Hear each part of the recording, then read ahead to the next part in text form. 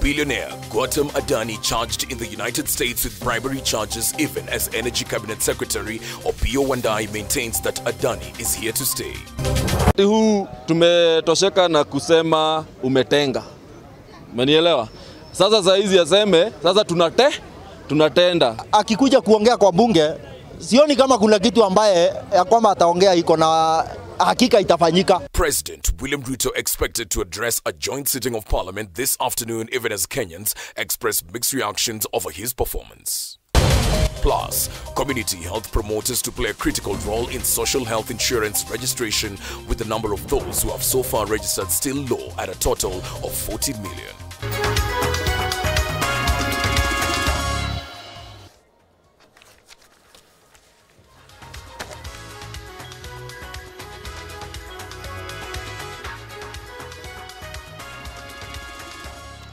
Well, good afternoon to you. K24 News Cut begins right now. I'm Alan Owino. Our sign language interpreter for this session is Walter Asere.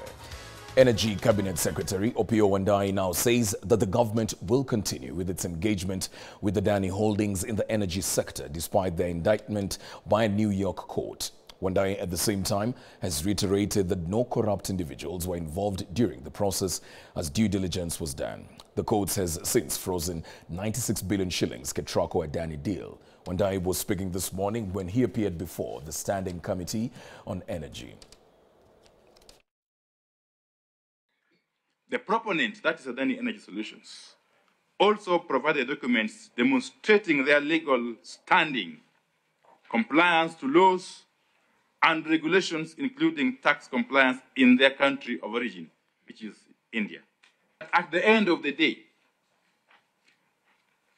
after those two phases of due diligence, the contracting authority, that is K24, was of the view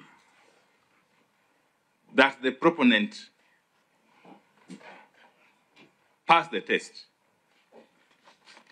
We had no knowledge of any other adverse matters that could have come to light, maybe now or some months or weeks earlier. And therefore, we are proceeding on the basis of the outcome of the very rigorous due diligence exercise that was undertaken by the contracting authority in line with the law. An Indian businessman, the Adani Group rather, has denied the allegations on issues pertaining or made by the U.S. Department of Justice and the Security Exchange Commission, terming them baseless. According to a media statement signed by firm's spokesperson, the Adani Group will seek all possible legal recourse to deal with the issue. The group says it has always upheld and is committed to maintaining the highest standards of governance, transparency and regulatory compliance across all jurisdictions. The statement goes ahead to reassure Adani Group stakeholders, partners and employees. Billionaire Gautam Adani, the chairperson of Indian conglomerate Adani Group, and other executives were indicted in New York on Wednesday by U.S. prosecutors for their alleged roles in years-long multi-billion bribery and fraud scheme involving plans to develop a major solar power plant. According to the United States Department of Justice, Adani, a key ally of Indian Prime Minister Narendra Modi, and 7 other executives, including his nephew Sagar Adani, promised more than $250 million in bribes to Indian government officials to secure solar energy contracts expected to yield $2 billion in profits. The news have been received with jubilations by thousands of Kenyans who for many months called for the cancellation of the Adani deals in the country, citing opaqueness and claims of corruption. Despite public outcry from Kenyans, state officials led by President William Ruto did not heed to the calls. On the 24th of last month, President William Ruto, while launching a power plant in Menengai, Nakuru County, defended the Adani K24 deal, saying it would help the country achieve its goal of wiring a national electric power grid without burdening Kenyans. Adani Group are investing in the transmission line. Their money, 95 billion. We would have otherwise gone to borrow that money, burden the people of Kenya. We will pay for that transmission line using a willing charge that has been negotiated. And it is important for us as a nation to appreciate that a partnership between public and the private sector gives us a win-win outcome. They would have expected us as government to borrow money and come and invest in this facility. That is not the right way to go about it, because we do not want to burden the people of Kenya with either additional taxes or additional Following loans. months of negotiations, the Energy Ministry on October 11th through K24 successfully signed a 95 billion shillings power transmission deal with Adani Energy Solutions, an Adani Group subsidiary, to develop and maintain key transmission lines and substations across the country. The deal was halted by the courts following a Law Society of Kenya petition. In the petition, LSK termed the deal a constitutional sham, tainted in secrecy and lacking the principles of integrity. ODM chief Raila Odinga, after finding favour in President William Ruto's government by landing 5 cabinet slots, in the process accruing bargaining power, fiercely defended the Adani conglomerate, citing its track record, explaining how he witnessed Adani transform a collapsing airport into an iconic facility, with its energy projects benefiting millions. This is a reputable company, in my knowledge.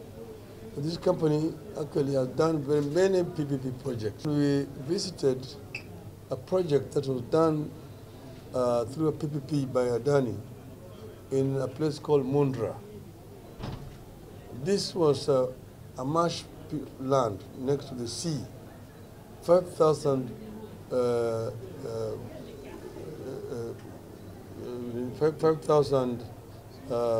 hectares of land. It was granted to the Adanis by the government of Mr. Modi.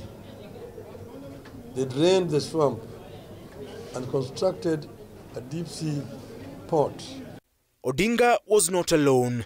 Despite being fierce critics of the Ruto-led government before joining cabinet, Treasury CS John Mbadi and his energy counterpart Opiyo Wandayi joined their transport counterpart Davis Chirchir in singing praises for Adani. This particular power plant by All Power 2022 is going to not only add additional power to the national grid, but is going to go a long way indeed, in terms of creating an opportunity for investors to come into our country. When the investors come, ordinarily, of course, we shall have more opportunities for employment of our young people. The document I have says they provided audited financial statements. There's no mention of an affidavit. I am mentioning it because I'm under oath. And I want to, so that I make your work easy, Senator Sifuna, because you will ask me. I am telling you that this audited financial statement as of 31st March 2023 was provided under a sworn affidavit. If you want evidence of that, we can provide. Honorable Mbadi, you're a CPA, I'm a lawyer. You know for a fact that whether somebody has live criminal or civil proceedings going on is not contained in financial statements. There has to be something else to confirm that there doesn't exist any litigation. Hey, Adani, why not the Kenyan government? Like we did indicate, with PPP Act, it basically seeks to help economy on mega projects where the government may not be able to develop. The indictment of Gautam Adani throws a spanner into the works, with the pending billions worth of deals with the Kenya Kwanza government now hanging by a thread. Ian Keitani for K24 Newscast. Well, still on the same breath, the Adani Group has denied the allegations made by the U.S. Department of Justice and the U.S. Securities and Exchange Commission, terming them baseless. According to a media statement signed by the firm's spokesperson, the Adani Group will seek all possible legal recourse to deal with the issue. The group says it has always upheld and is committed to maintaining the highest standards of governance, transparency and regulatory compliance across all jurisdictions. The statement goes ahead to reassure Adani Group stakeholders, partners and employees.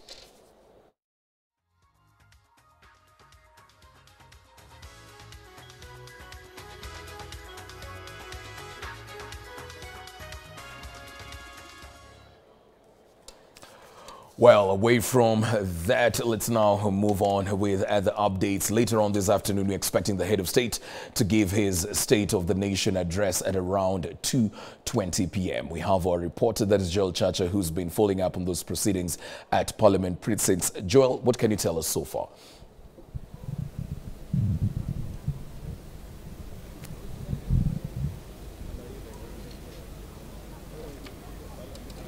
Well, a very good afternoon. I'm coming to you live from the Parliament buildings on a day that President William Ruto is expected to issue an annual address that is on the state of the nation. And right now I'm joined by the Embu Senator, that is Alexander Mundigi. Thank you so much for getting time, Mheshimiwa.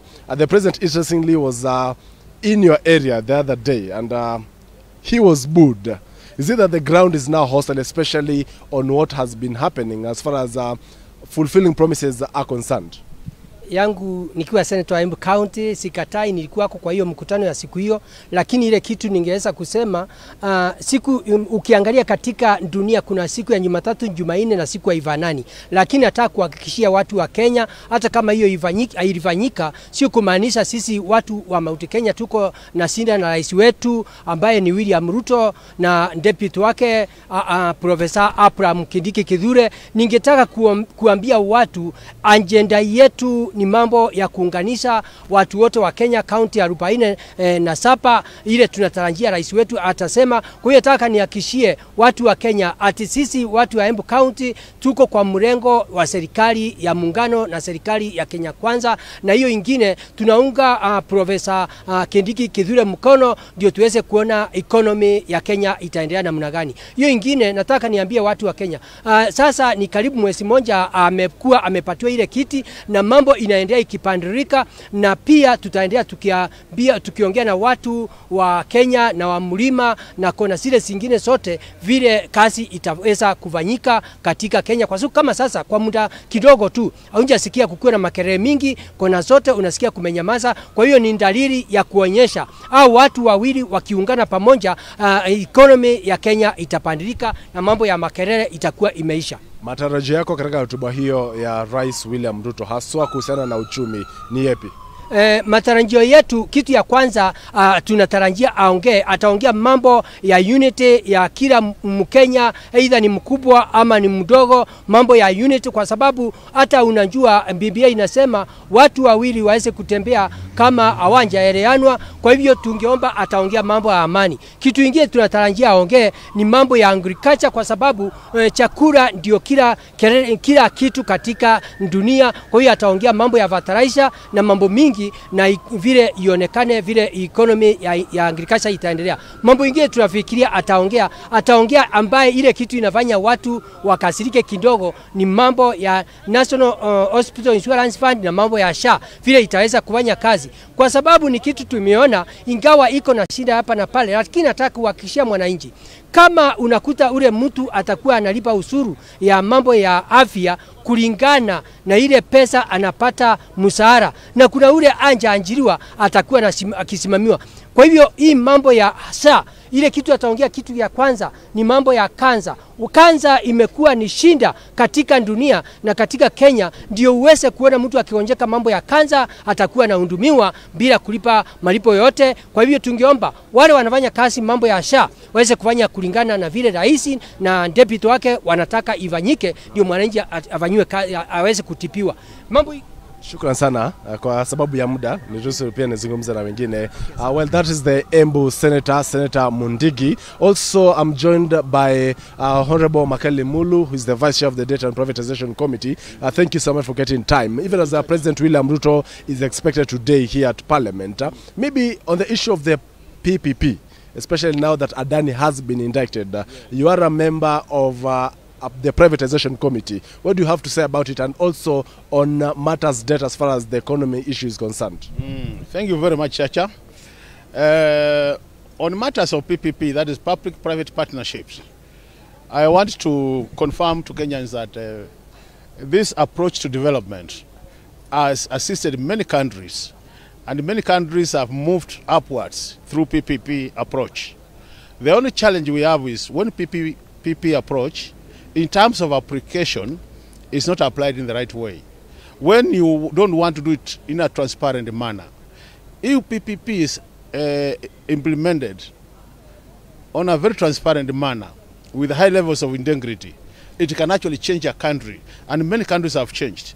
The challenge we have with this country, and which we have seen as a member of that committee, is that the way we are doing our PPPs is with a lot of secrets around it.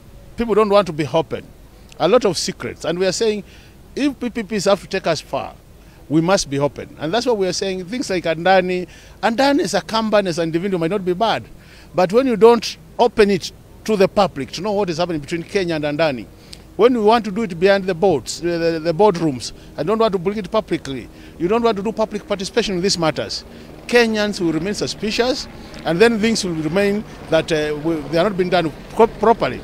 But, on revenue mobilization, 178 billion that is now being sought. What is happening, and Kenyans must be aware of this, when we passed the budget, we did approve a budget deficit of around 4.3%.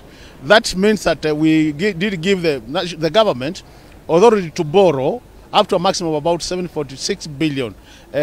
Parliament did approve that, which means this borrowing which is taking place is within that range which was approved by Parliament. And not a deal we are borrowing more than what was approved by Parliament. I really have no problem with the borrowing, but what we are saying, from our work as a committee, we have realized that the way we are applying our loans leaves a lot to be desired. I think we need to do much better in terms of application of our loans. We want to see our loans applied for specific projects which are going to be productive projects, so that at the end of the day, these projects will generate enough revenue for the country to repay the loan. The other important matter is, this country has committed itself to many loans which are not being used now. We have not withdrawn the money.